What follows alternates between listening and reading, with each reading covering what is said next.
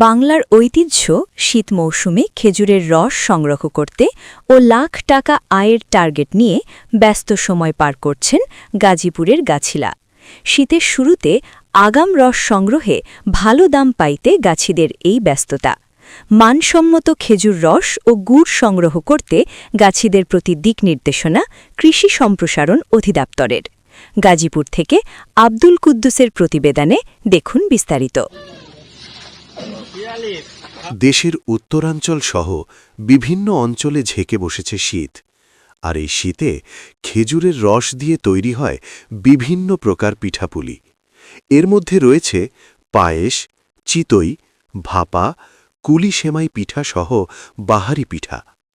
গাজীপুরের সফিপুর, আন্দারমানিক ও সারদাগঞ্জ পশ্চিমপাড়ায় দেখা মিলল অসংখ্য রসপ্রেমীদের।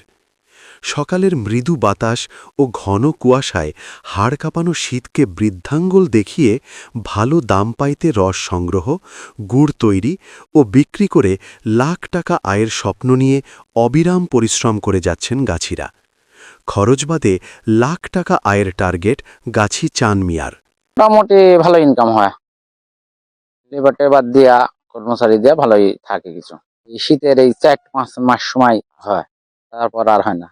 3 মণ 4 মণ 5 মণ পরিমাণ রস হয় আর কি।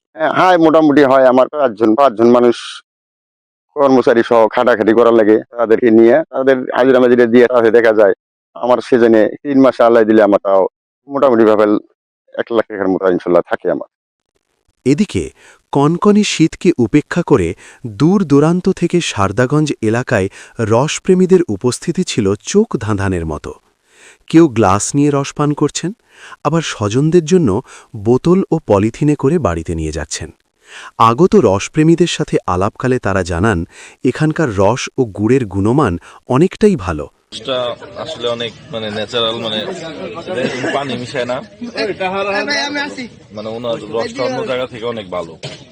আমরা রেগুলারই আসি, এর জন্য আজকে আসি। আরো 5-7 বছর আগে থেকে আমরা ওনার কাছে আছি। আমাদের মধ্যে সন্ধ্যার সময় আসলে গাছ থেকে নামানো আমরা রস খাইছি ওনার কাছে। মোটামুটি ভালো, এই এলাকার ভিতরে অনেক চাইতে ভালো রস কোথাও আমরা পাই নাই। অনেক ভালো মানের রস, এবং রসের মধ্যে কোনো ভেজাল নাই এবং কোনো পোকামাকড় পড়ে না। কোনোভাবেই খুব সুন্দরভাবে মানুষ চাইলে খাইতে পারে, সেটি আছে। রস খাওয়ার জন্য আসে, সেই দিক থেকে চিন্তা করে উনি রসটা স্বচ্ছ এবং সুন্দর খাঁটি রস বিক্রি করার তার একটা নিয়ত, এবং সে খাঁটি রসই বিক্রি করে আমার জানা মতে। বিলুপ্ত প্রায় খেজুর গাছ রোপণ ও মানসম্মত খেজুরের রস সংগ্রহ করতে গাছিদের প্রতি দিক নির্দেশনা কৃষি কর্মকর্তার।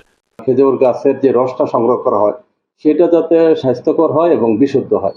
আমরা যারা এই খেজুরের রসের সাথে সম্পৃক্ত আছে তাদের উদ্দেশ্যে বলতে চাই যে এটা প্রোটেকশনেরও ব্যবস্থা আছে, অর্থাৎ যেই তুঙা দ্বারা গাছের থেকে কলস পর্যন্ত এটা আসে, এই পুরাটা কিন্তু হয় পলিথিন দিয়ে অথবা কোনো কাঠের বেড়া, বাঁশের বেড়া বা কঞ্চি দিয়ে বেড়া দিয়ে যদি এটা প্রোটেকশন দেওয়া যায়, তাহলে কিন্তু বাদুড় পর্যন্ত টাচ করতে পারে না।